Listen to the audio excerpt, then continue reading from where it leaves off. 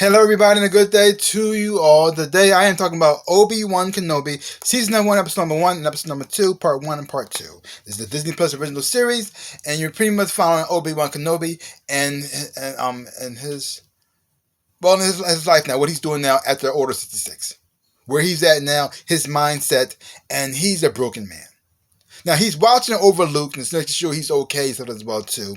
He wants to train him, but at the same time, he got his Uncle Owen saying doesn't want no part of him as well, because the thing is, though, what happened to his father, he don't want to see that thing repeating again. Now, I understand where Uncle Owen's coming from. He's coming from a place of love. He just wants to protect Luke. He doesn't want to see what happened to his father happen to him. He doesn't want to see him go on this dark path. And because the thing is, though, they think he's dead. Obi-Wan thinks he's dead. Everybody else thinks he's dead. We know he's alive, but he doesn't know that. And so he's kind of depressed that the person who he trained, who he became friends with, he pretty much responsible for his death, and he's just broken. And then you got these Inquisitors who are after him. Not the Inquisitors. You have this Inquisitor named Reva, who's the third sister, who's played by Moses Ingram. I think she's doing an amazing job here, and she is after Obi-Wan Kenobi. And she might be one of the younglings who pretty much escaped during the whole Order 66 situation. Probably had to grow up rough on the streets, living on her own, fending for herself, hoping that one of the Jedi would come and save her, and this never happened.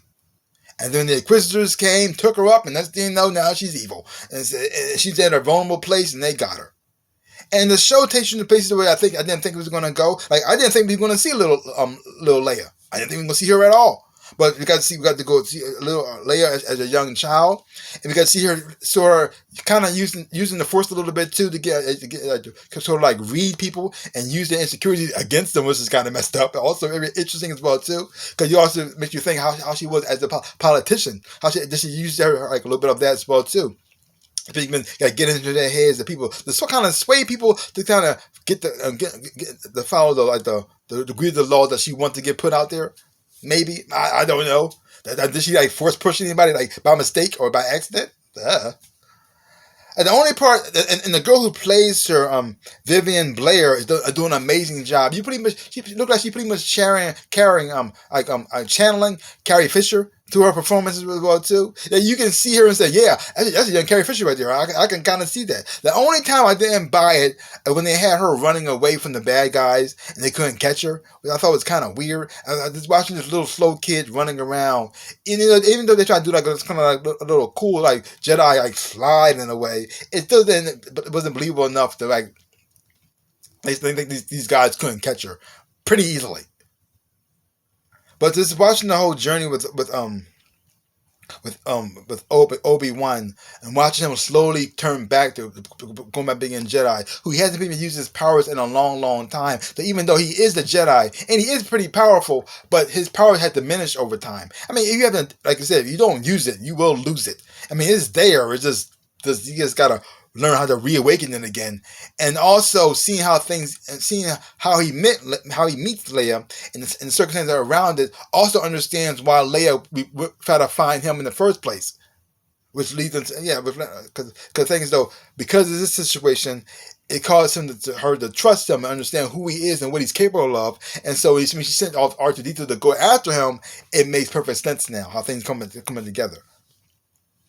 I'm looking forward to seeing how certain characters are going to play into this and what they're going to do. Like, you got Reva here, what role is she going to play later on? And also the fact that Obi-Wan finds out that Darth Vader is actually still alive. I think it's going to be interesting to see how they're going to happen when they finally do meet each other, how that's going to go down. Because all the tension there, all the hate between like, on Anakin's side is going to be even more increasing, more crazy. And with his enhancements, it's going to be insane. Overall, wasn't really a lot of action here. I mean, there was some parts. It does build up later on. It does build up.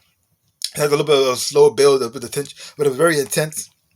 With the intensity of the situation that was going on, it made things even more like as well too.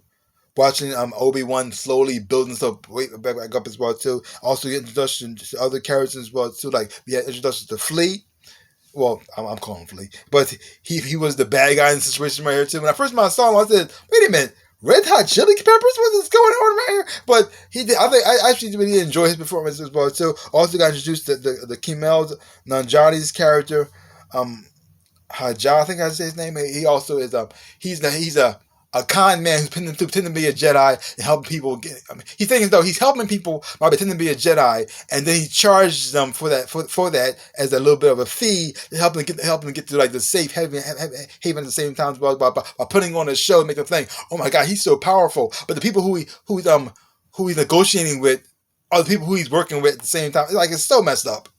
It's like he's helping people, but he's conning them out of money at the same time as well too. It's like wow. And I really do enjoy his character, and I'm happy that he didn't die. So he may come in later on or not, but I'm looking forward to see him.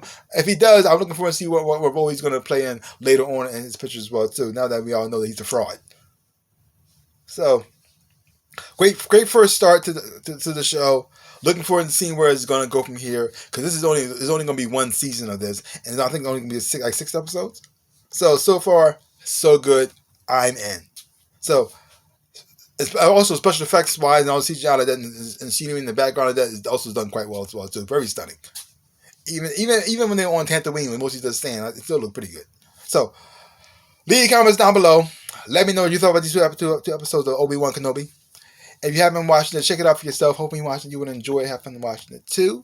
So give me a chance to like, hit the thumbs up, shaboop, and subscribe to my channel and share. I really do appreciate it. Also, links down below. Connect to my social media. You want to follow me there, and to my merch when you buy some stuff. If you do, thank you so much. So like I always say, in my dreams and my life, I am the Ninja Rabbit. Peace out, people.